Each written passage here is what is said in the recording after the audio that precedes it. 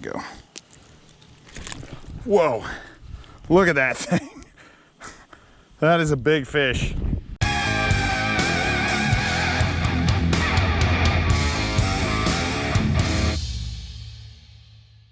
Hey guys, Chris the Midwest Bass Hunter.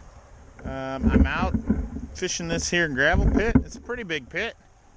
Actually, there's like 3 pits that are all together. So it's a beautiful day out. It's actually kind of cooling off a little bit, getting a little chilly. We're gonna run around here, throw spinnerbait around a little bit. We might try a couple other things, but basically I'm gonna focus on spinnerbait today. From the bank, I do a lot of fishing for my kayak. Don't fish on the bank that much, so I'm gonna give it a shot today. I got this new bag from Ego, a little tackle bag, so I'm kind of trying that out today, see how it works for me. All right guys, we're gonna get after it here.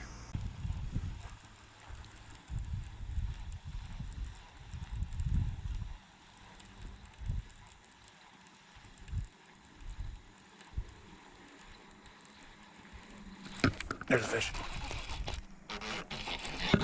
Yeah. Oh yeah, that's a good one. Oh, he ain't that big. He's a good one though.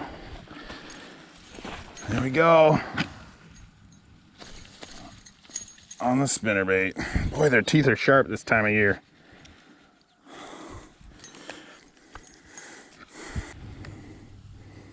There we go. I was just slow rolling that spinnerbait down on the bottom. He nailed it. He bit it and he missed it. And he came back and ate it again. Assuming it was the same fish, but I'm sure it was.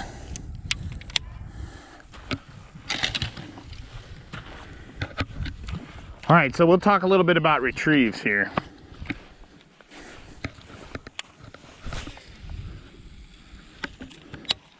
So when you cast the spinnerbait out there, you can, a lot of times I like to let it sink to the bottom.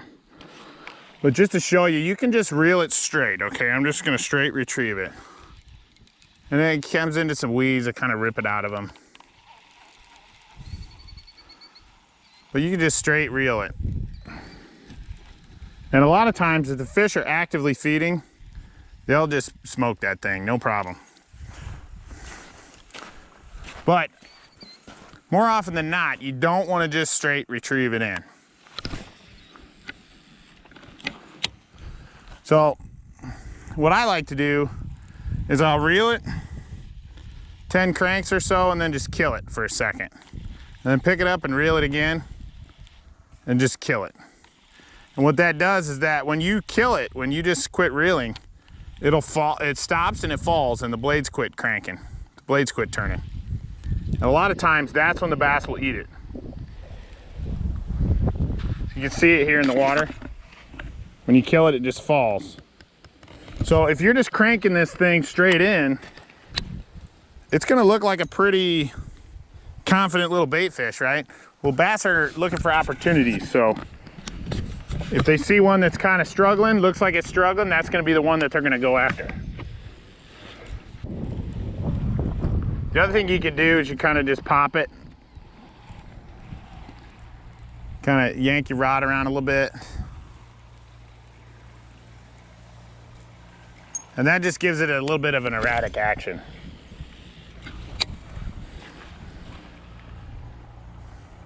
The other thing I've seen guys do is just let it sink to the bottom and they'll literally kind of like jig it. Just rip it off the bottom, reel up your slack, do it again. And this works, it's a good technique. I struggle to do it because I don't like to fish that slow. So I don't do this very often, but if I'm struggling to get a fish, sometimes I'll definitely do this to see if I can find a bite.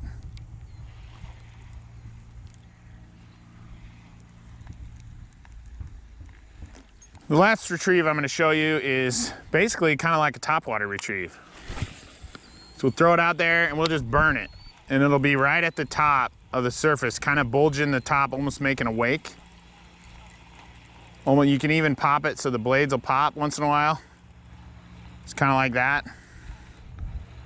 And you could definitely trigger bites that way. Now what I don't like about that is a lot of spinnerbaits, if you reel them too fast, they kind of lay over on their side, so it doesn't work. There are some really good spinnerbaits out there that really do not lay over on their side, and if you got those, then you can really do that technique well.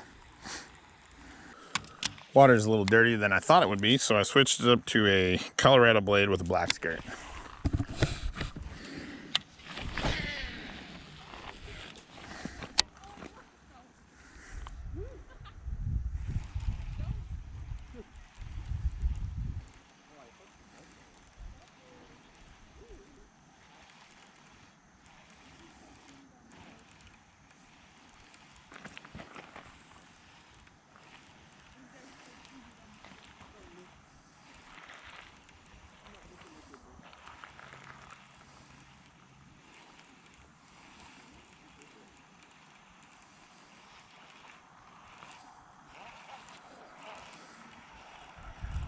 Oh, there's one.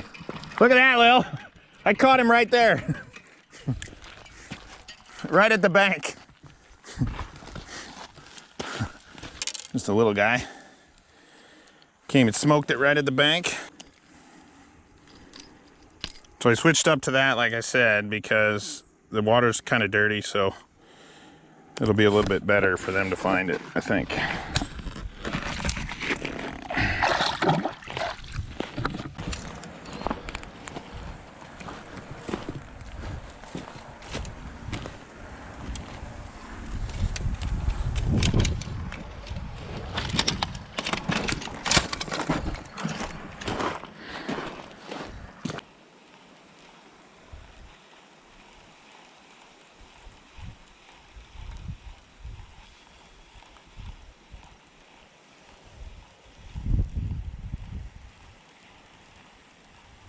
There's a fish. Oh yeah.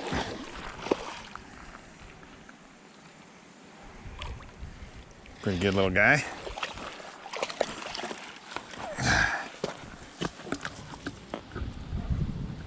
There we go. Ouch.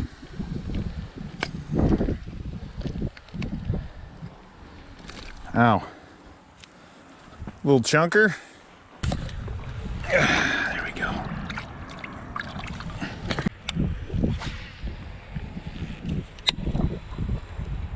There's a fish. He ate it right away.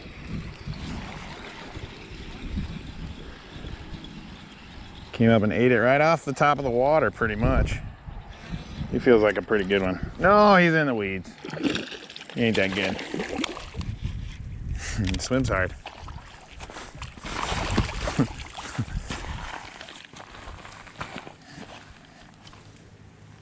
Ow.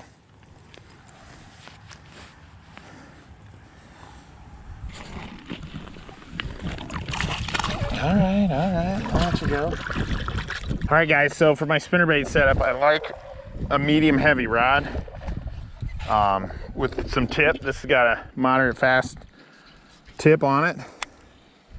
So it's got some good bend in the end. So it's got a lot of backbone so you can drive that hook, but it's got some tips so you can play that fish, keep them from throwing the bait, because they can get a little leverage with a spinnerbait. And then I've got a 6.8 to 1 Lew's Tournament MP. And I like a 6.8 to 1 because it's fast, but it's not too fast, so I don't burn the bait too much. And then I run fluorocarbon line. This is 15-pound fluoro on this.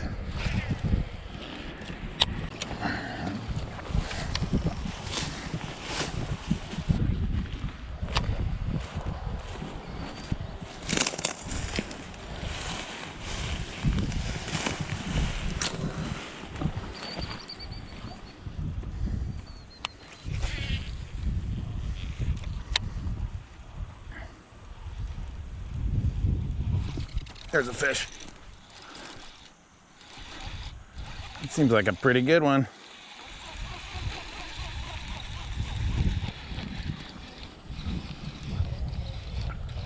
Oh yeah, that's a good bass.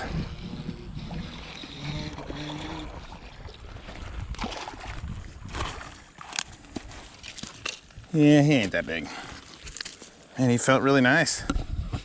Same size as the rest of them. He smoked it. So these bass are nice and healthy. They're plenty chunky. But I haven't found any good sized ones yet. We've caught some good ones out of here before. So the water's super low in here.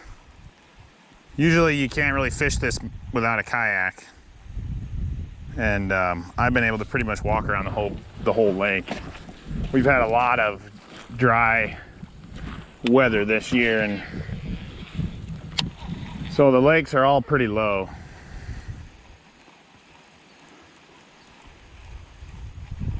But I mean, it's kind of nice on this one because I wanted to bank fish today, so I was able to just kind of walk around it.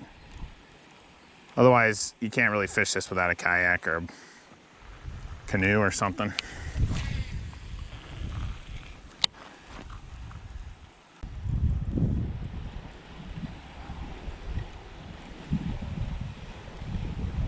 There's a fish. Come on, that was totally a... There he is. Dang it, I missed that fish twice, I think. Dang it.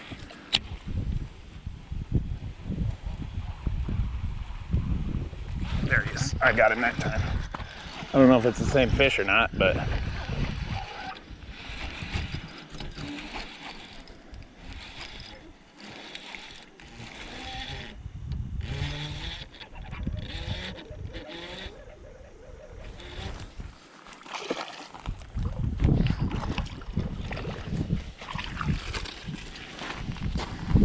That's the biggest one of the day for me, I think. There we go, another one on the spinnerbait. It's probably 16. He was hungry. If it was the same fish, he ate the bait 3 times. I just goofed it up.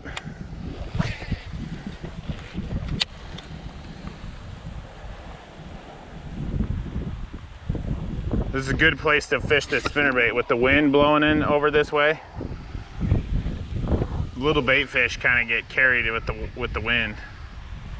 Can blow them over this direction, and then the bass will just be sitting out, hanging out in these weeds, this weed line, waiting for bait to come by, and then boom, jump out and eat it.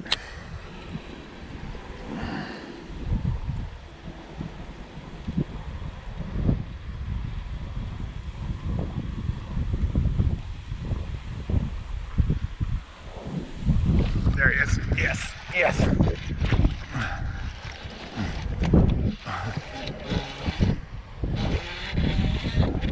That one looks a little bit, oh yeah, that's a good one. Oh yeah, that's a real good one. Oh my gosh, that is a freaking giant. Holy crap. That is a freaking giant. There we go. Holy moly. What a stud. I hooked him good. He was not coming off. Oh, I need to find out if this fish is 20 inches, but I really don't have a way to measure him.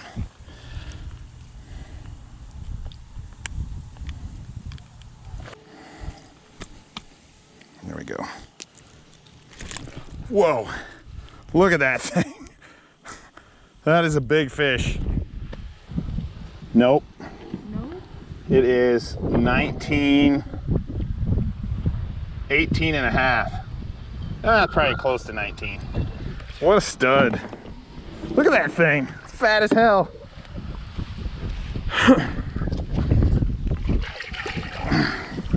It's really hurting my fingers too. All right, buddy.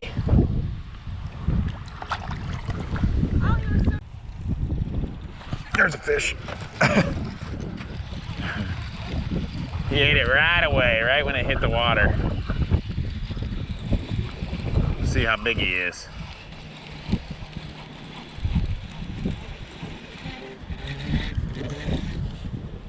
He's fighting like a champ. He ain't that big though. He ain't near like that last one. He's a good one. We'll take them all day. It's my favorite way to fish.